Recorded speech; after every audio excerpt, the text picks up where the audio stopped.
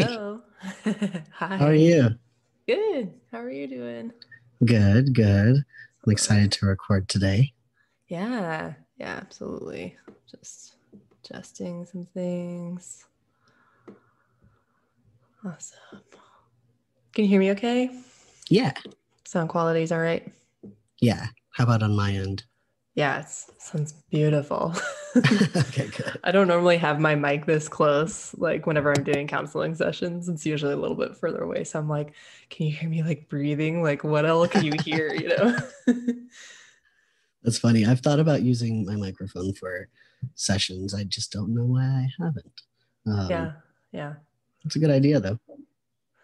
Yeah, I just like have one kind of telehealth setup that I use that I try to just like leave it there and come Hmm. to it when I need to. That's good. I use an iPad. You're on an iPad right now, so Oh yeah. it's Yeah. much more convenient because then I can type on my computer and be on the call at the same time. Mm-hmm. I Mm-hmm. do all my documentation concurrently, so Yeah.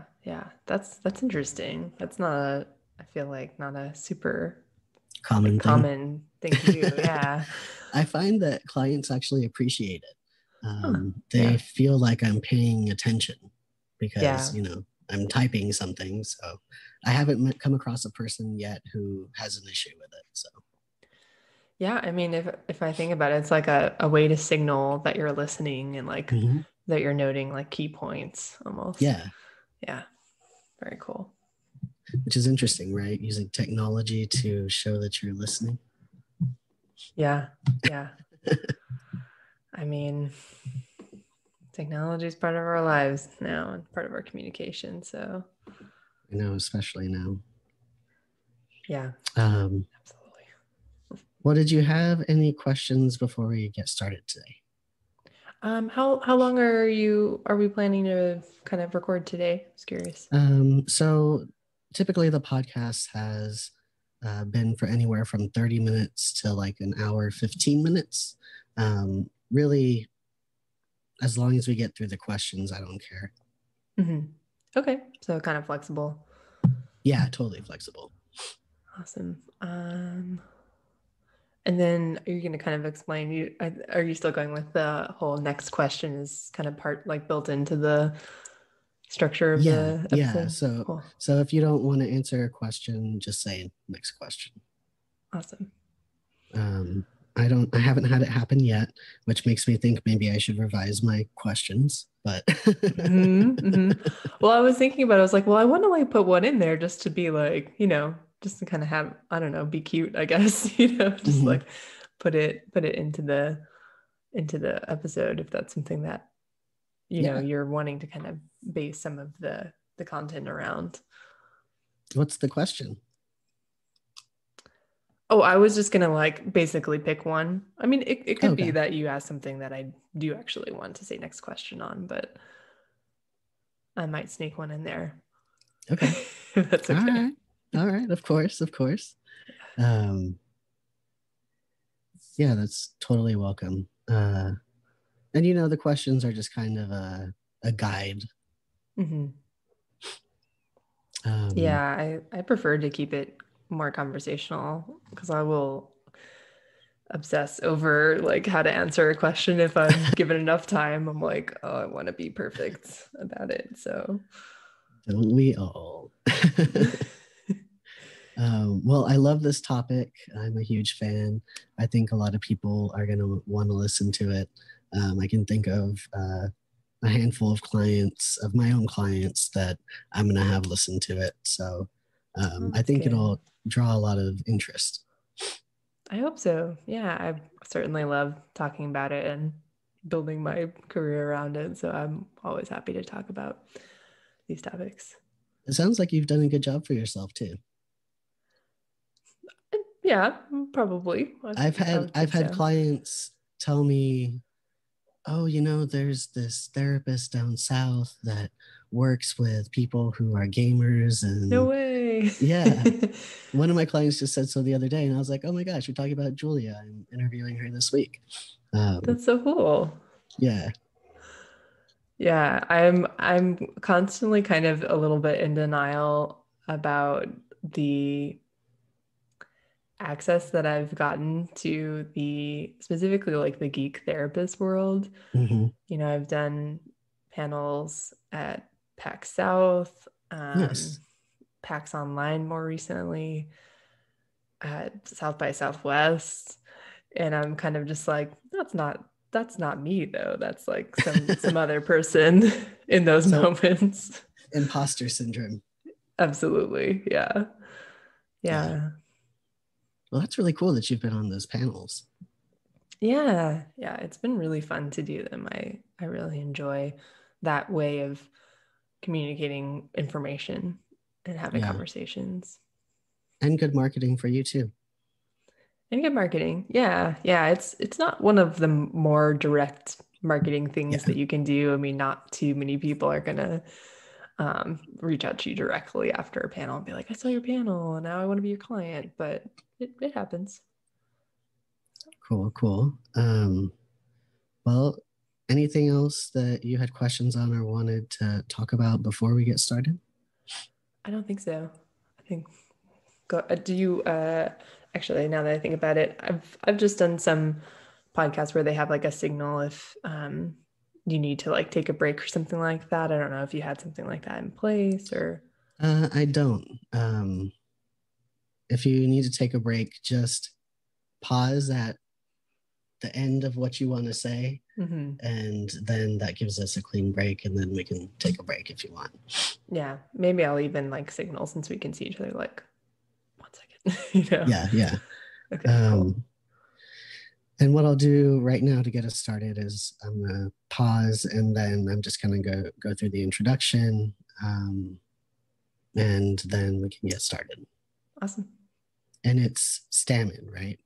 Yeah, perfect. Okay. I obsess about getting people's names right, so That's really nice. That's why I emailed nice you. To do that. Yeah, I appreciate it. Okay, well, here we go. Hello, and welcome to NextQuest podcast, where I ask your potential therapist questions so you don't have to. I am your host, Noah Garcia, licensed professional counselor supervisor, and today I welcome to the show Julia Stamman, licensed professional counselor, who will be discussing her practice in areas of specialty, neurodiversity, geek culture, and relational trauma. Welcome to the show, Julia. Hi, Noah. Thanks for having me. Absolutely. I'm excited about this episode. Oh, I am too. I could talk about this all day long. So why don't you tell us, we know you're a licensed professional counselor. What's your experience?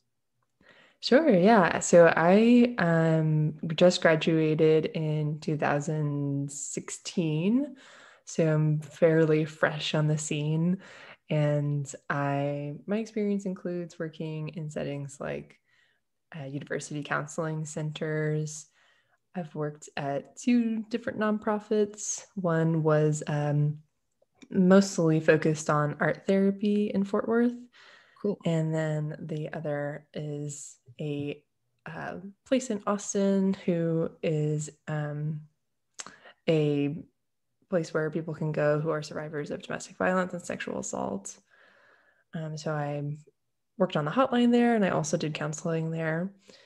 I've worked in inpatient hospital, just doing groups. And I've also worked at a community counseling center all before I, really took root in my own private practice. Very cool. I think a breadth and depth of experiences is really important when it comes to being a therapist. Yeah, I've certainly learned a lot in those 4 years. Oh, yeah. So at your practice, do you accept insurance? If so, which ones? If not, why not? Yeah, I do not accept insurance actually. And I have been really intentional about that. I do believe that for me, the cons outweigh the pros.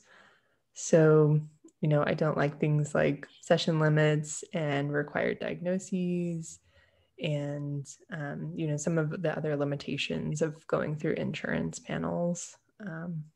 My sort of compromise with myself there is that I do offer pretty, wide sliding scale option for folks who are just needing a little bit more support in that area. Good deal. Do you have weekend or evening appointments?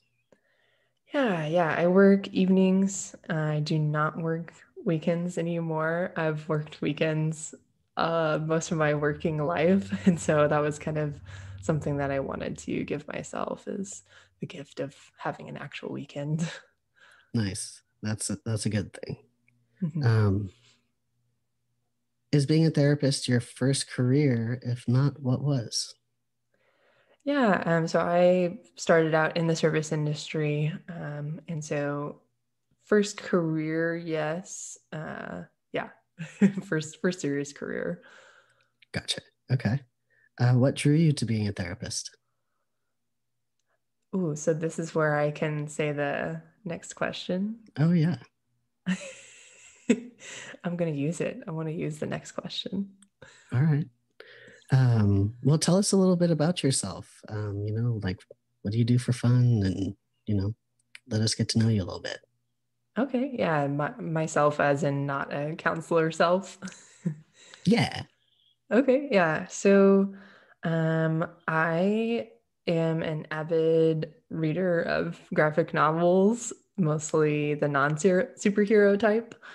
I watch a lot of movies, read literature. Um, I also play roller derby, Oh, which I nice. don't play right now because we're in the pandemic and it's a contact sport. So it's just so in so many ways, just a huge no. Yeah. Um, yeah. And then I have 3 cats and live in South Austin. I'm actually from Austin. Some people call us unicorns for actually being born here and staying here. Doesn't happen too often. Um, yeah, that's a pretty good broad sweep of who I am. Are you missing roller derby right now? Oh, yes, absolutely. Yeah, I'm able to do some trail skating outside right now, kind of in a safe way. But yeah, there's nothing like that kind of team sport and competition feeling. And are we talking flat track or bank track? Flat track. Yeah, Nice. that's cool that you know the difference. Yeah, I did roller derby very briefly after grad school, but I stopped after a girl like broke her hip and she didn't have Mm. health insurance. And I Oh didn't have gosh. health insurance at the time. So I was like, holy crap, like I could, be up the creek right now too. So Mm-hmm. Mm-hmm. so I stopped, which I was sad about, but That's I think it was a no. great experience in the first place. Yeah, that's totally fair. It is absolutely a privileged sport to play. I mean, having health insurance, it's kind of required, honestly, for leagues these days to have health insurance. And then you have to have like the organization's health insurance, basically, and that covers liability. And it can be kind of expensive. And so there are definitely barriers to access there that we're, as a nonprofit, right, constantly kind of in communication with of how can we lower those barriers. That's awesome. I didn't know that. A lot has changed in 10 years, 15 years. Oh Not yeah. to date myself or anything. Um, so, as a therapist, what modalities do you draw upon? Yeah, so I primarily offer individual therapy for adults, and then I also run Dungeons and Dragons or D&D therapy groups. Nice. In my individual work, my main kind of counseling theory is Gestalt theory. Just big focus on the here and now, and the relationship between us, and kind of how that mirrors the relationships in our own lives. And then I also really draw on adult attachment theory and then Mhm. interpersonal neurobiology. I tap into that a little bit. I'm not a neuro scientist, but do really enjoy working with some of those ideas. And then I'm also trained in sand tray therapy, which is a fairly recent development, and love using art in therapy when we can too. Mm-hmm. Awesome. Very cool about the sand tray. I've been wanting to do that myself. It's super awesome. I probably always dismissed it, even in grad school, as something that kids did.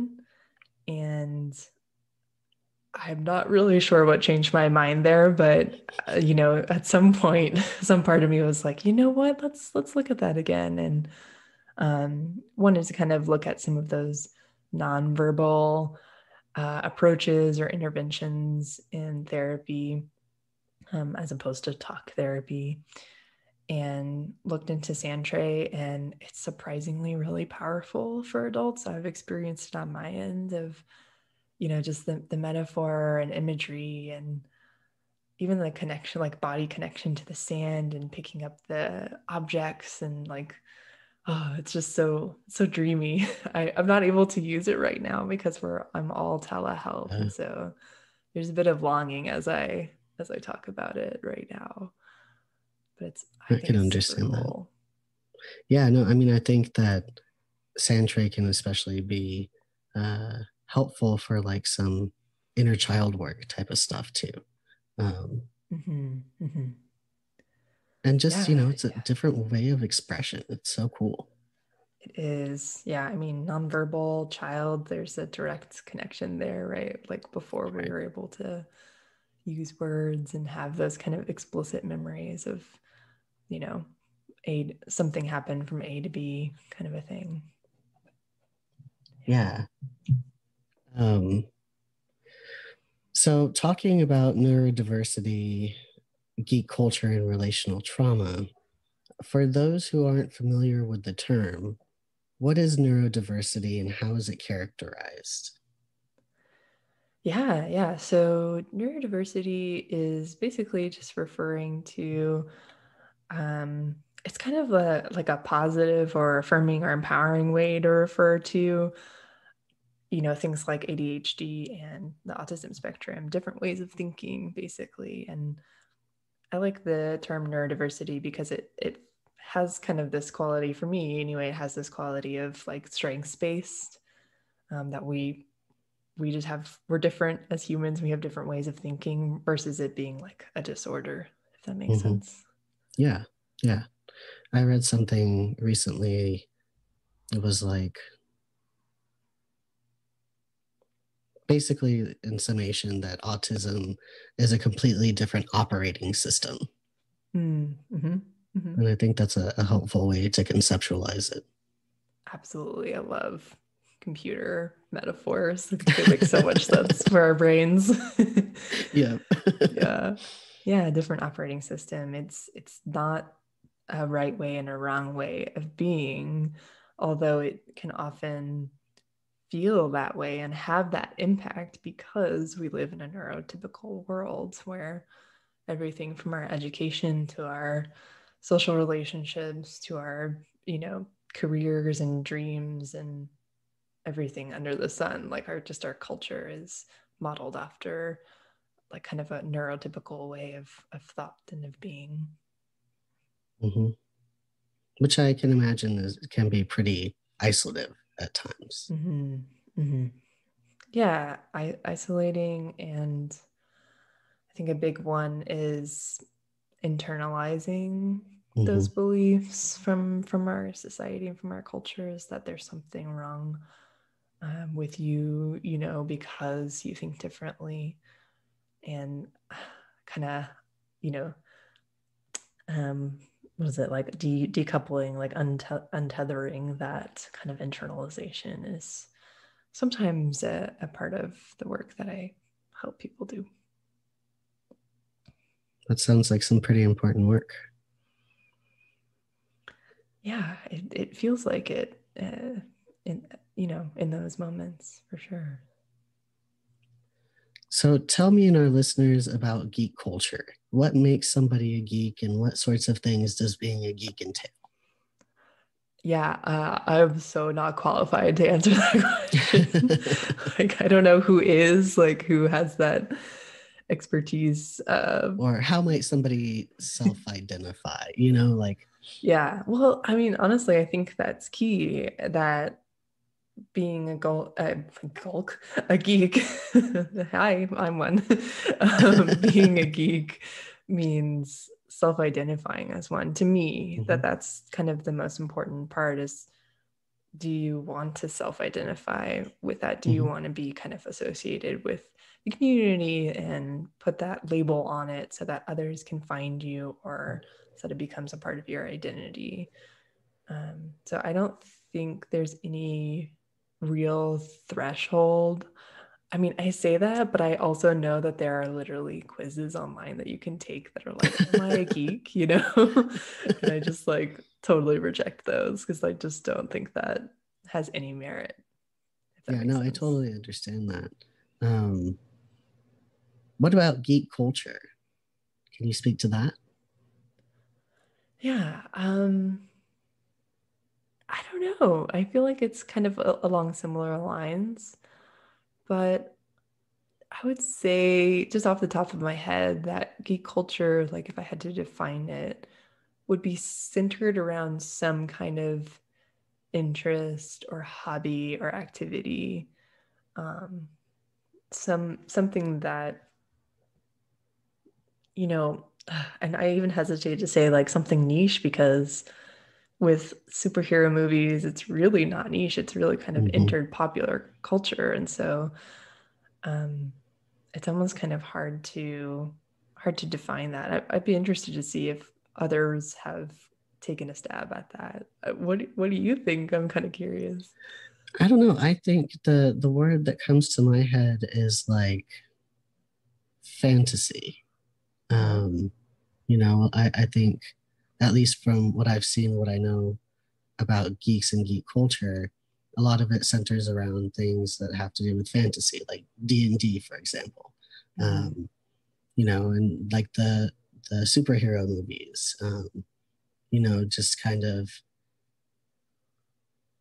yeah, I guess fantasy is just everything that I can think of that I would think would be related to geek culture. I think involves some sort of fantasy, Mm-hmm. but Mm-hmm. I could be totally off there. No, it's interesting. I'm thinking of all of the ways that that is confirmed, and I can't think of anything that disconfirms it at this exact moment. Yeah, Well, think about something it. Let me know. unreal maybe, and uh maybe something to do with like the hero's journey too, Hmm. Hmm. maybe. Yeah. And I think Yeah. imaginative as well. Mm-hmm. Mm-hmm. Awesome. Cool to think about. Yeah.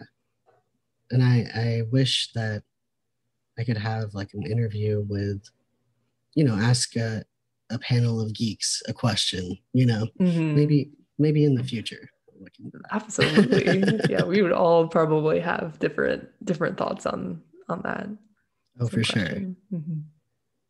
So, what are some ways that individuals who are neurodiverse benefit from aspects of geek culture? That's a good question. I think there are several different things that pop up there. I think the the first one that comes to mind is like reading emotional expression, and kind of more along the autism side of neurodiversity. Um, if you think about kind of this like over exaggeration of emotional expression in anime, or sometimes, comics and graphic novels, it's a lot easier to read what feeling that person is expressing. And so it just takes it out of that uncomfortable gray zone and makes it very, very clear and very explicit in terms of reading it. And then, a real world application would be, how do I then respond to that? Hmm. Kind of like thinking about just like social relationships and how to be with other people. Yeah, I can totally see that. What is another thing that comes to mind? There is the stereotype of, like ADHD and instant gratification, with probably in particular with video games.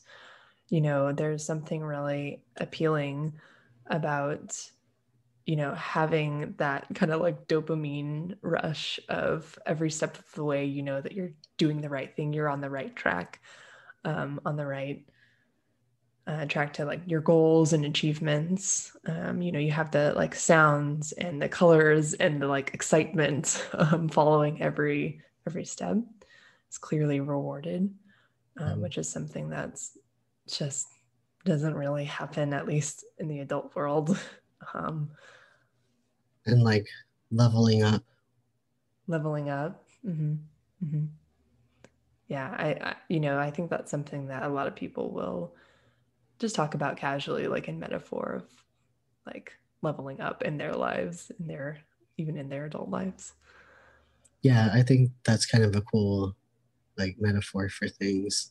And it's so funny on your website. I saw, because I always, whenever I'm doing something or learning something new, I always think of the thing above the Sims heads.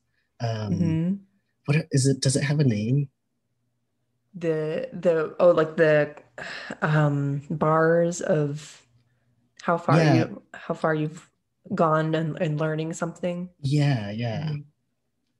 Mm-hmm. And I saw on your website that that's a way that you like to conceptualize like goals. Yes.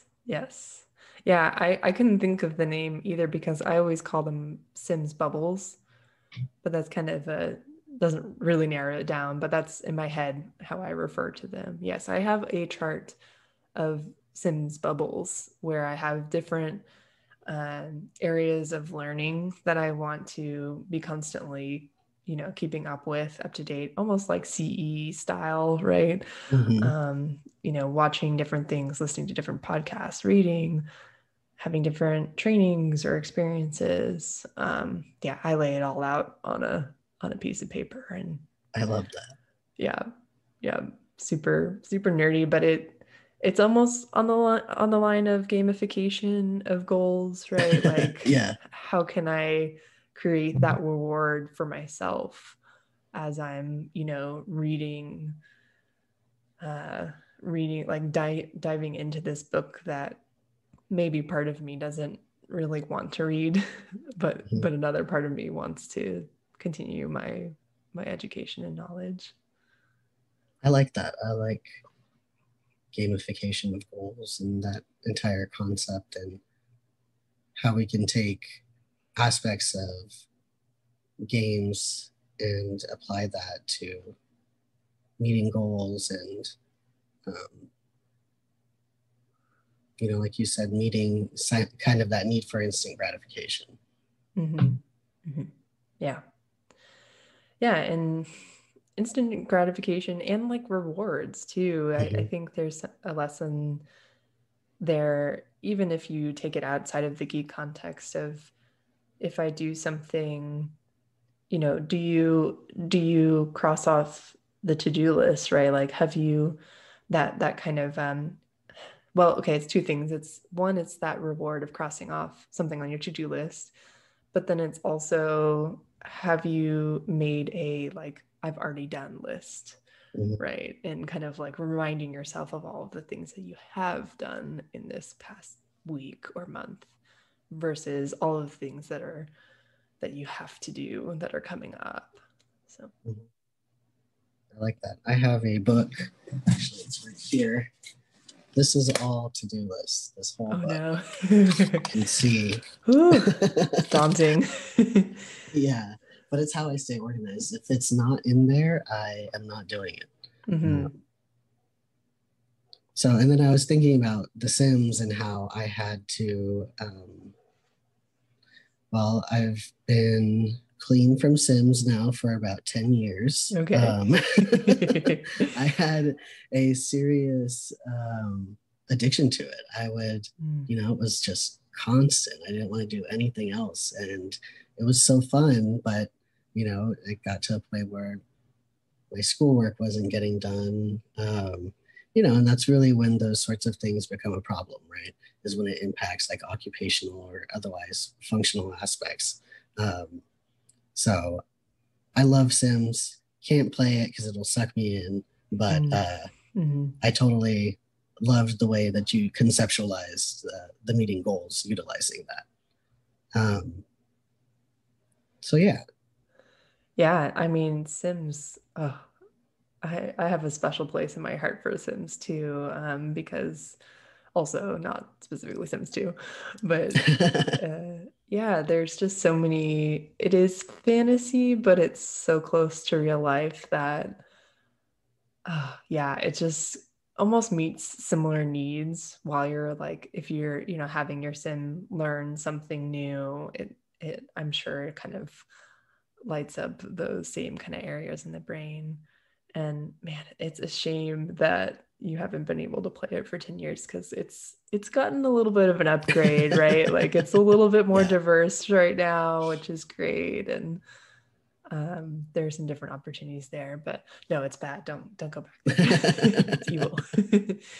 The other, thinking of like similar to real life, but also still like fantasy, would be Second Life. Are you familiar with that? I'm I never familiar. understood it.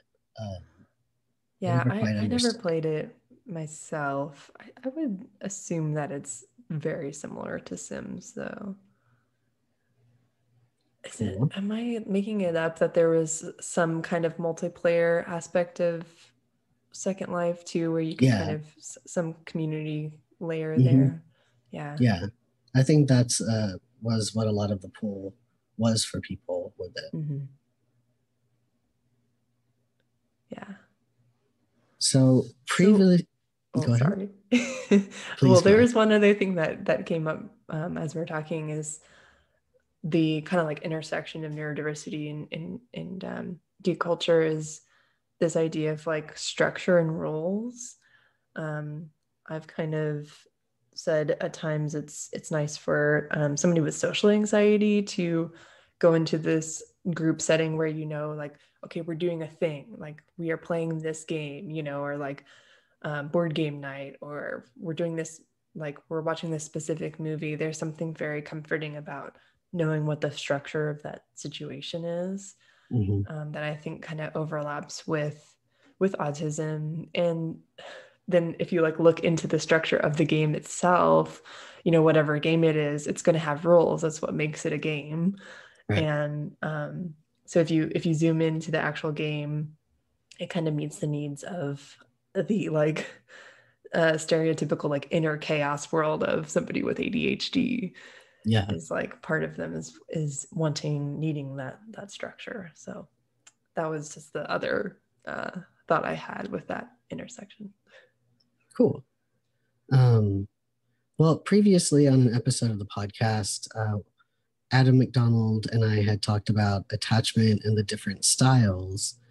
I read a part on your blog about attachment and technology and kind of what might be expected from the various types of attachment when it comes to engagement in technology. Could you speak a little to that? Yeah. It's a really cool topic. There's been a lot of research done on it, actually. Cool. Not by me, but other people are definitely studying it. And I think it's an important topic to take a look at because, I mean, not even just in the pandemic world, but we do a lot of communicating through technology in our world and our relationships, not just geeks and gamers, in our society, that is a huge way that we communicate. And so it's going to impact our relationships and our attachment, system. And so, yeah, some off the top of my head, some of the research, they kind of categorize, I think, mostly into avoidant and anxious attachment versus all the colors of the rainbow in between. But with avoidant attachment, I believe the kind of general understanding was like they prefer email communication over, like, if you kind of look at like the most intimate type of communication would be like face-to-face, right? And then there's like maybe video call, and then like phone call, and then text, and then email maybe is like the last. And so avoidantly attached people more prefer email. And then anxiously attached folks prefer a variety of different modes of communication. They like to do, use like social media. They like to text. They like to video call. They like to do all kinds of a mix of that. And then the anxiety will show up through the communication as well. So it'll be things like calling several times in a row. It will also be something like, which is, kind of my favorite in a way, is like looking at how long that person took to respond, and then waiting that long to respond back to them. Like if they took 10 minutes, then you're gonna like, maybe somewhat consciously, maybe really consciously say, okay, I'm gonna respond in 10 minutes or more, so that I don't seem needy, or so that something about that anxiousness of like, I feel like they might take that the wrong way, or whatever that thought process is. Is that kind of what you meant as far as those differences? Yeah. And while you were talking, came to mind, I know people who don't like sending emails, for example, because they can't see the other person's reaction, or like same with text. So just a thought I had. Yeah. So we talked about intersectionality a little bit. Let's talk a little more about the intersectionality of neurodiversity and geek culture.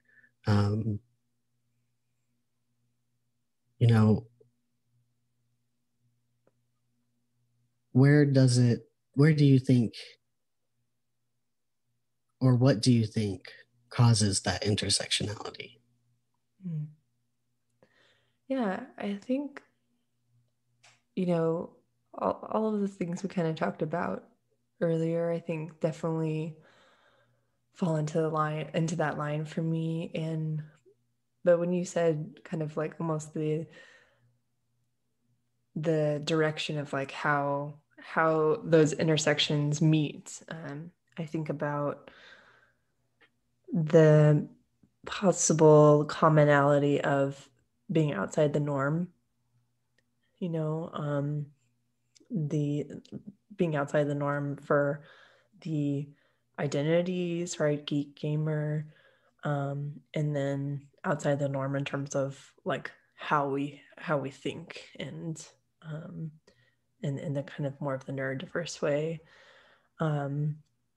So you can have like this range of people that are different, but that commonality kind of maybe being like, okay, like, are you cool? Like in terms of like, are you not cool? Right? Like, or, like, can I be myself around you? Like quirks and all, like, can I talk about this like weird niche thing? Or can I let you know that sometimes maybe I interrupt you because I'm just really excited to speak, and that it's not, just kind of almost like checking in with those signs and signals of, hey, are you part of this? Like, do you understand me almost?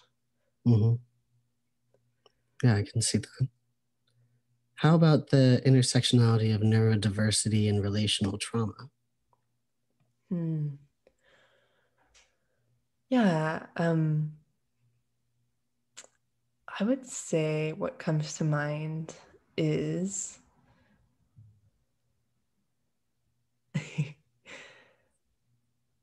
probably a little bit of an idea of vulnerability.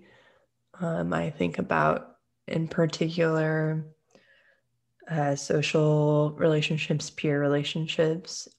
There's a, unfortunately, really common stereotype of being bullied, right? And then there is, how does that bullying come into the home, you know, caretakers and parents, and how do they react to that?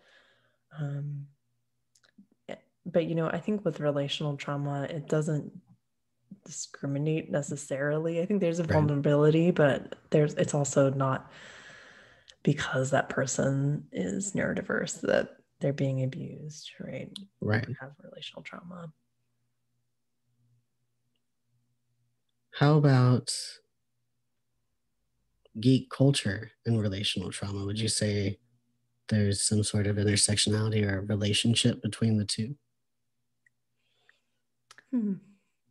Another one I haven't really thought about much. For some reason, my mind's going towards like how you could address that intersectionality with the like healing process more than like how you get to the healing process, if that makes sense. Yeah, totally. And I think about things like the hero's journey and kind of more narrative work, more of that figuring out where are those points where you've internalized beliefs. You know, working with Sandtray and working with D&D therapy as well. Absolutely part of that maybe appeal of, you know, somebody walking in wanting to try group therapy, but also wanting to play a game that they know or are interested in. And lastly, how about the relationship between neurodiversity, geek culture, and relational trauma? How do you think they all kind of, you know, work synergistically, if that's a word? It sounds like a word. Gosh. I'm really making my brain work here. It's a really, really good question to think about, because I think it matters from beginning to end how those do intersect.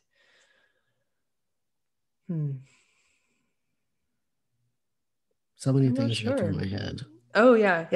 I'd love to hear some of your thoughts on that. Well, I think people who are neurodiverse, you know, geek culture lends itself to, like we were talking about, like social, you know, ability to develop like social skills, you know, better at identifying social cues, those sorts of things, especially from stuff like D&D or other games like that. And then I think about relational trauma in that I think that people who are neurodiverse, especially people on the autism spectrum, have a hard time connecting with other people typically. And, you know, some of that may be due to trauma, some of it may not be due to trauma, right? But I do think that sometimes people in geek culture, for example, or rather, I'll say people outside of geek culture have a hard time connecting with people in geek culture, which, you know, can result, I suppose, in some relational trauma. That's kind of just what. Yeah, no, I'm following you. Yeah, I'm thinking about drawing on what you've already kind of put out there. I'm thinking about how do we connect to people?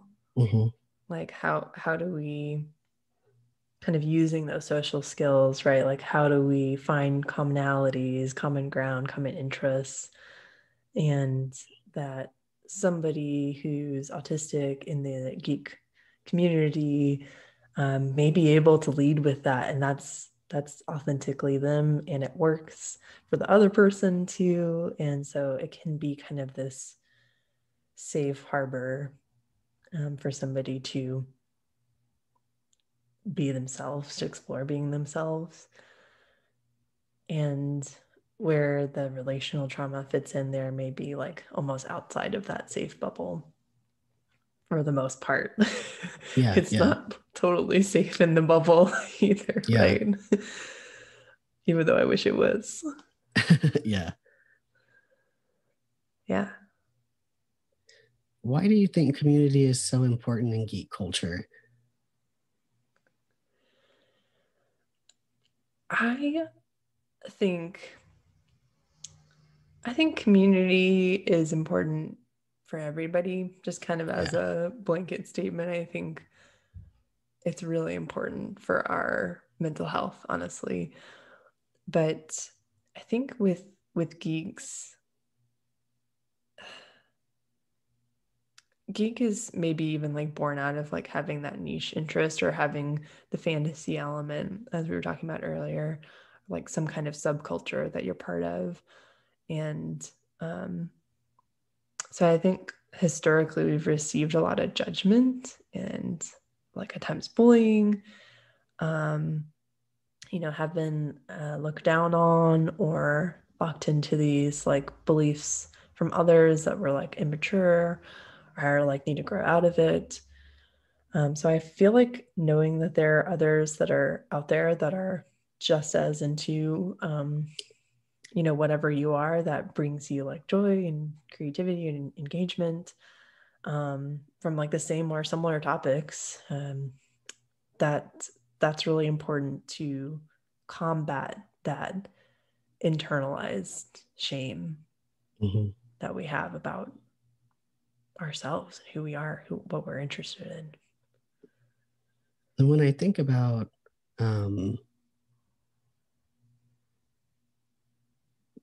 community in geek culture, I think of like cons, I think those, at least I know of some people who, just live for those conventions because they get to see their friends who might live, on the other side of the US. And it really seems to bring people together. Absolutely. Yeah. I feel like cons are the mecca for sure. I think conventions, there's a lot of times we'll like hub around specific stores. So like a lot of comic shops, they will run, group games, game night. What was the other one? It just came to mind. Online, of course. There's online community. So many different ways. It's not even worth like getting into them, but like forums and things like that. Discord. Yeah, Discord's a great one. I think a lot more people are using even during the pandemic. Yeah. So more of a statement than a question, but I love the Geeky Wellness packet that you created and that's available on your blog. I'm going to put the link in the show description so people can access that. Great. Yeah. That's such a great idea. Absolutely. Yeah. I would love to make more stuff like that, more zine kind of quality. I love print media. Don't ask me how to cut and fold that thing though, because I made that kind of a while ago and I could not tell you how I did that. I'm sure I was following some kind of rhyme or reason, but not sure how that goes together these days. Now, gatekeeping. Gatekeeping is something that I'm very familiar with in the context of providers and even other trans people questioning whether, one is like trans enough, with the potential providers withholding, refusing, or making it difficult to receive gender affirmative care. Now, tell me about how one in geek culture might experience gatekeeping from fellow geeks and how this plays into perhaps relational trauma. Yeah, I like that you were picking up what I was putting down earlier with the inside of the bubble not being as safe. Yeah, I just want to kind of acknowledge that I've definitely experienced some of the, specifically for trans folks too, some of that like black and white thinking, a little bit of, you're either this or that. So just want to acknowledge that too. But with geek gatekeeping, it's just, I feel like it's one of those topics that makes everybody just like their hearts sink because there's some in some ways, some really like high profile cases of this being a huge problem. And maybe one of the main barriers towards that kind of lively, positive, it's all good, part of being a geek or a gamer is that it's a little bit of the dark underbelly there. So was the question like how it shows up? Yeah, like how might somebody experience it? How does it show up? What does it look like? How could somebody say, hey, this is gatekeeping?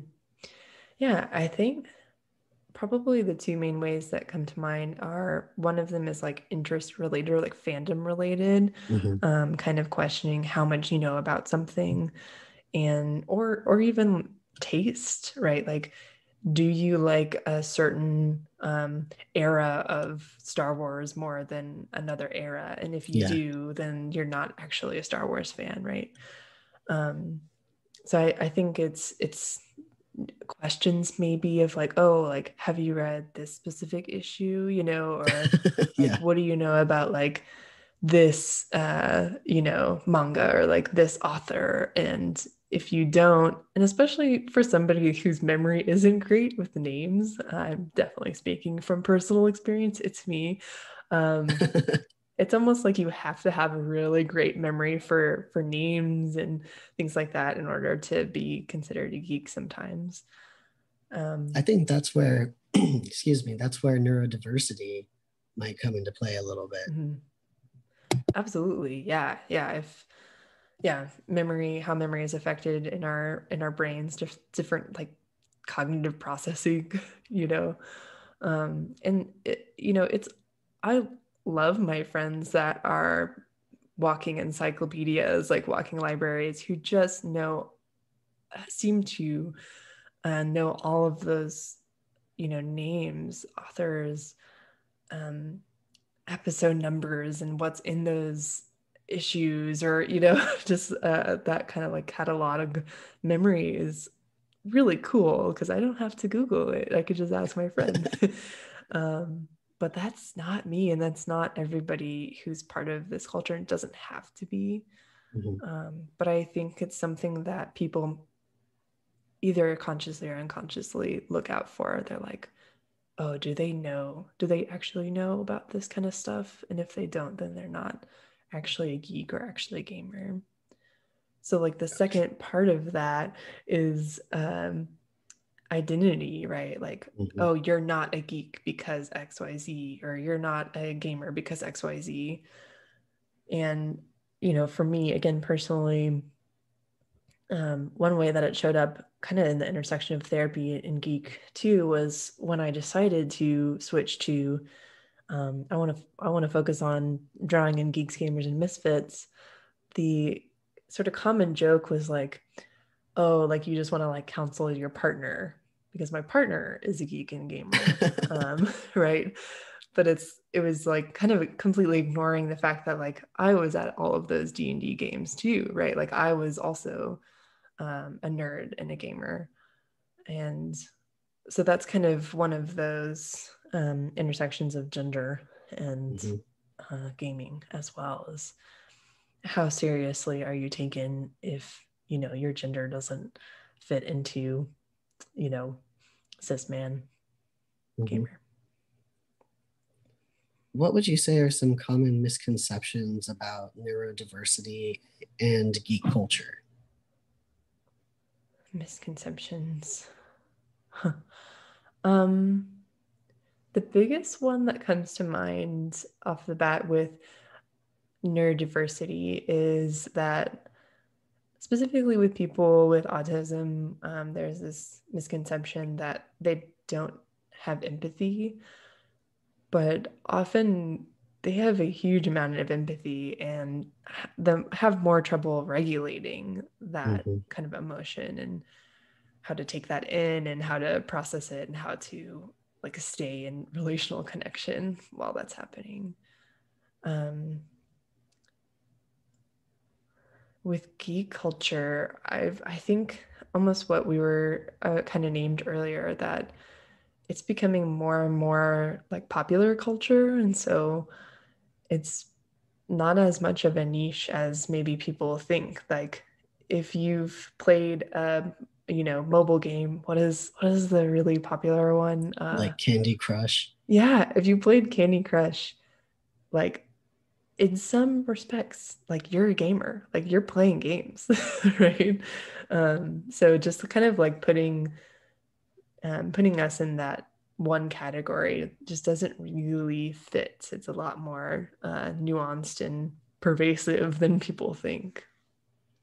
Funny fact, my mom plays Candy Crush. I'm not sure if she does anymore, but she definitely did a couple years ago. And in fact, she was rated like third, like overall. All right. Okay. And Nice. they sent her like some plush and stuff.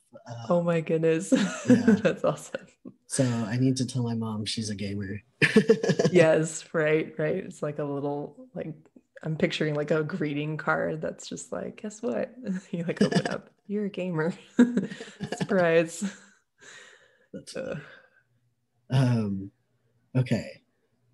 Shifting gears a little bit to talking more about you and your practice, what kind of experience do you have working with particularly vulnerable clients, such as those who are transgender, undocumented, or BIPOC, to name a few examples? Yeah. So when I was working at Safe Alliance, which is the nonprofit that I was working at here in Austin, I had the pleasure of working with a lot of folks who were Black, Indigenous people of color. Fortunately, domestic violence and sexual assault does disproportionately affect that population. And so I would say that was probably my biggest kind of experience with that kind of vulnerable population. I have a special place in my heart still for that work in general and for those people. And, it will always, have an impact on me and will always affect the way that I look at and see the world. And then I've had the pleasure to work with a few trans and non-binary folks in my private practice setting. Cool. So that's kind of more where I draw from that experience. Cool. Very cool. What could a new client expect from an initial session with you? Yeah.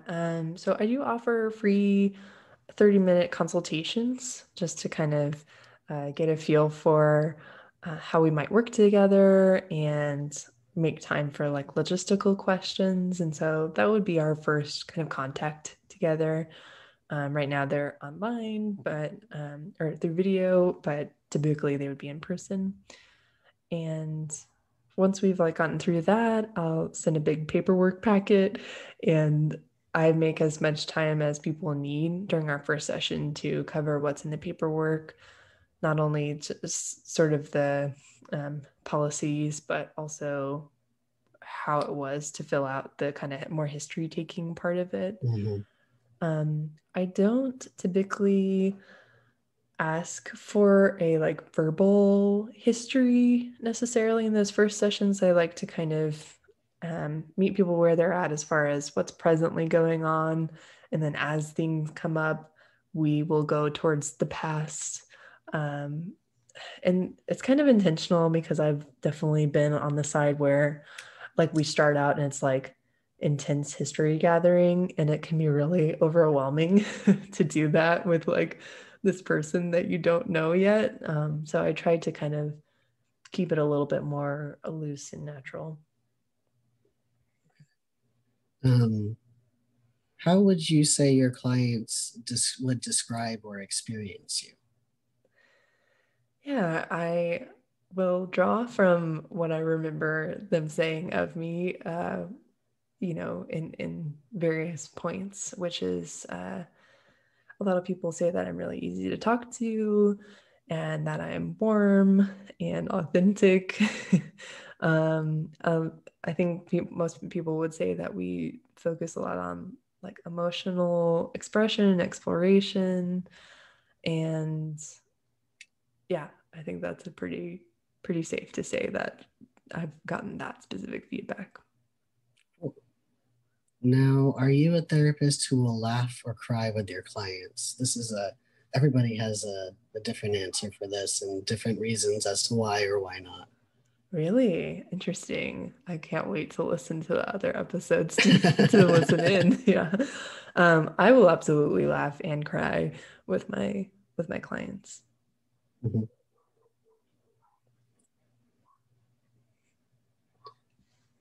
These dogs keep barking. It's about that time that they let them out. I was hoping it wouldn't happen. Oh no, neighbor of some sort. They're awful. We have some noisy dog neighbors as well. Actually, it's funny, but they're on the other side of the house, fortunately. Gotcha. How do you define holding space for someone? I think holding space is joining with them versus problem solving or trying to kind of shift them away from their pain. And it's non-judgmental, but almost more than that, like actively trying to find compassion, whether it's from me or cultivated in them or a mix of both. I think that's holding space. Good definition. I like it. What's the best advice? A plus? Sorry. Check plus. Ooh, check plus. I don't like A, B, C, D, E, F. Okay. Yeah, fair enough. There's no E's, actually. Why did they skip E's? That's a good question. We're gonna have to Google that. Teacher friends or something. Anyway, best advice you've ever received from a supervisor. I can always hear my supervisor saying, if you don't feel emotionally safe with somebody, don't work with them. Full stop. And she would say that. She would say full stop. Full stop. I just love that. Because it's like no exceptions, like no like your brain trying to like wiggle around or justify but this, but that. That's her like kind of full stop. Yeah, that's good advice.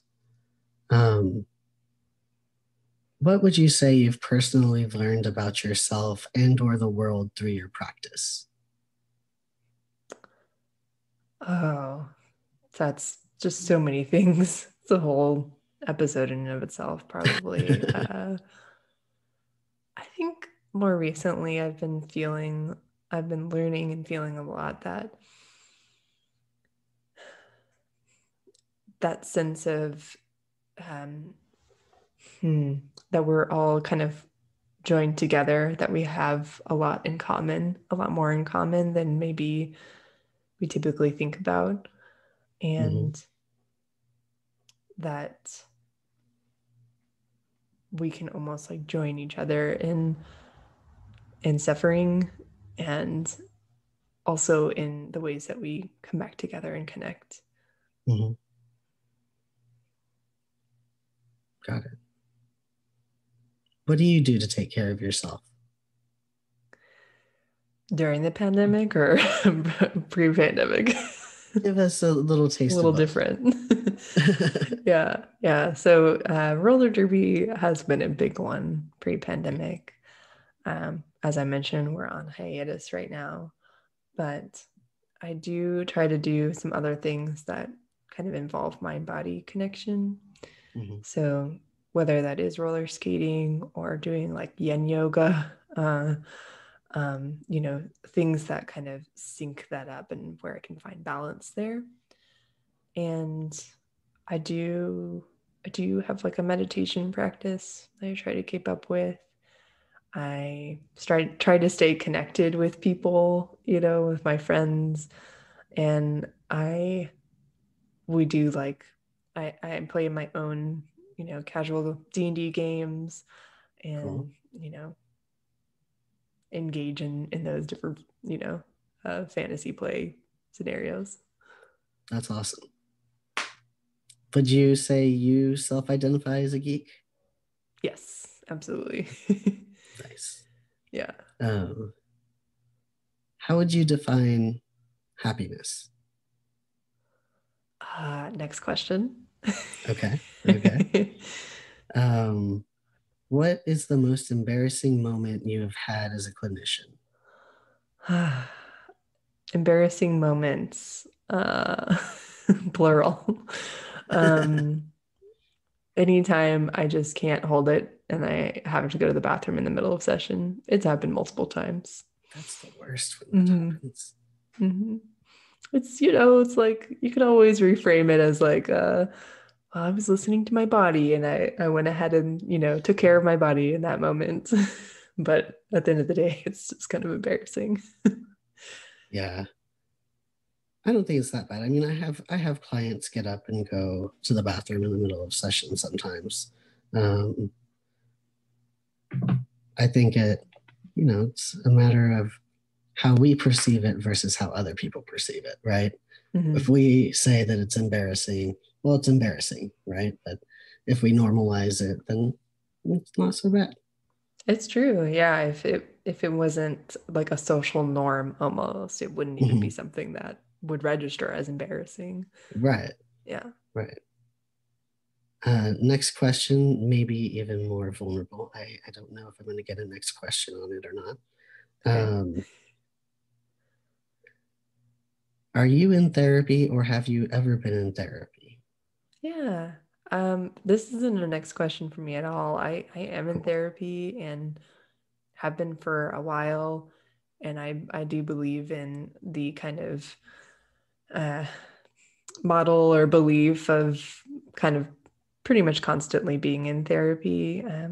View it as more of like going to the gym versus a crisis situation. And I love my therapist, and wouldn't change that at all. I think it's an important part of self-care. Yeah, no, I totally agree. Well, is there anything else that you think would be good for a potential client or other therapists to know about you? I don't think so. I think we've covered a good deal of ground, and really enjoyed your questions. And yeah, I think that it gives a pretty good idea of who I am. I think so too. I think a lot of people are going to appreciate this podcast and connect with you.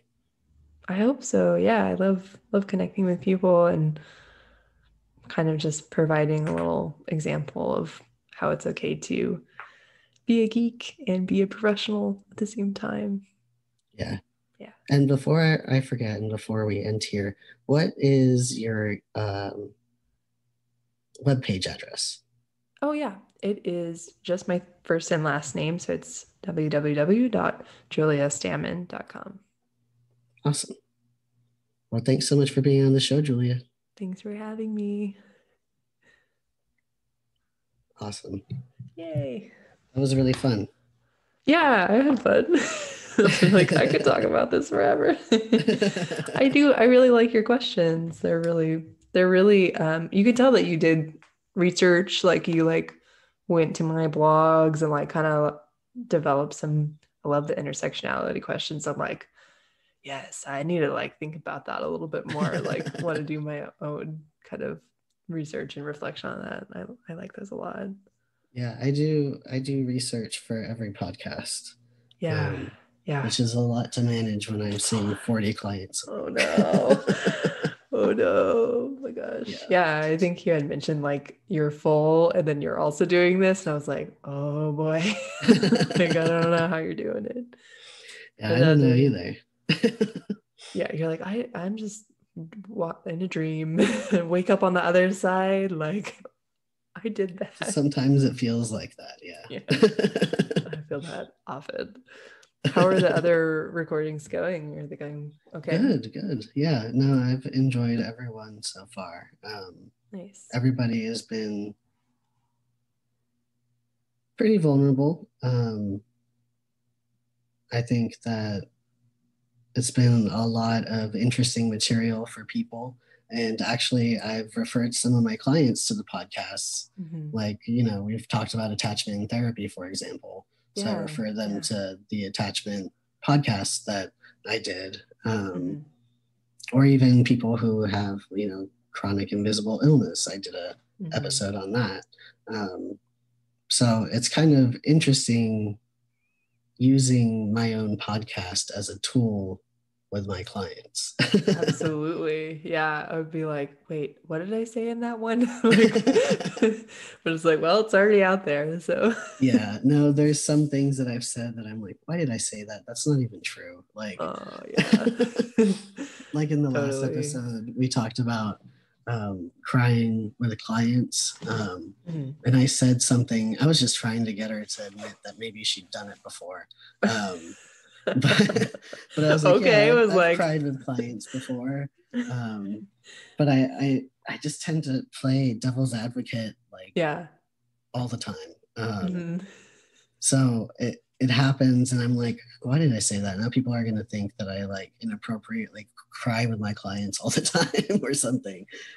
Yeah, God, I mean, you never know, like, especially, you know, like the Facebook page for counselors, like sometimes I'm like, what are like judgmental assholes on here? Like these are Yes. counselors? Like, Mm-hmm. but I Talk feel about like gatekeeping. yeah, I know. Oh my God. That's a whole topic. But I feel like it's really common to cry with clients, like especially in like certain moments. Like Mm-hmm. for me, it's always like when I feel really connected to them and like Mm-hmm. it's not even like I'm sharing something about myself, like a specific story, but I'm like sharing almost my care for them or like Mm-hmm.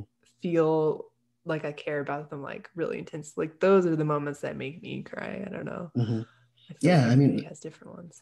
I would define that as like a touching moment. I mean, not Mm-hmm. literally Yes. touching Yeah, because yeah, we yeah. don't want to No. do that with clients, but No actual touching moments in counseling. Oh my God. um, Yes, very, very um, touching, like heartfelt, like yeah, yes. one of those moments. um, Yeah. well, I better get going. Yeah, sure. I just had my surround sound delivered. It's outside. I'm really Ooh, excited about that's getting it amazing. installed and watching movies tonight. That's gonna be so great. Oh my gosh. Yeah. Yeah. Awesome. Are the podcasts up? I looked it up like at one Yeah. point and I couldn't find it. Is it there on your Yeah. website? It's not on my website, but it's on Oh, okay. Apple Podcasts, Spotify. It's on everything. I changed the name from Next Question to just Next Quest Podcast because Cool. Katie Couric has a podcast called Next Question, Oh, apparently, and I didn't want yeah. to get into any legal anything if it went that way. So Mm-hmm. it made more sense, and it made sense. It still made sense to use Next Question as, you know, a tool in the show. So Yeah, yeah, yeah. Oh yeah, I see it. I'm looking on Spotify. Cool. sweet. Yeah, I'm gonna listen to some. That'll be fun. Yeah, Okay. let me know what you think. Yeah. Are you gonna email like whenever you post it, or should I just Yes, I look will at it? send Okay. you an Cool. email with the final MP3 file for the podcast, and you're welcome to do whatever you want with it. Cool. So if you want to Cool. put it on your website and host it from your website, you can do that, or you can link it to the podcast page. It's just, you know, whatever you want to do with it Yeah. that helps Yeah. you. I'll probably link it on my. I have like a publications page, kind of a thing. So I'll probably link it on that. Cool. Cool. Well, take care of yourself in this pandemic, and don't be a stranger. Yeah. Yeah. I would love to catch up. You know, keep in contact. That'd be great. Yeah. Well, we'll talk soon, and thanks again for being on the show. Yeah, thanks for having me. It's really cool that you're doing this. Thanks. Yeah. Okay. All right. Have Well, a I'll good see you night. later. Bye. Bye.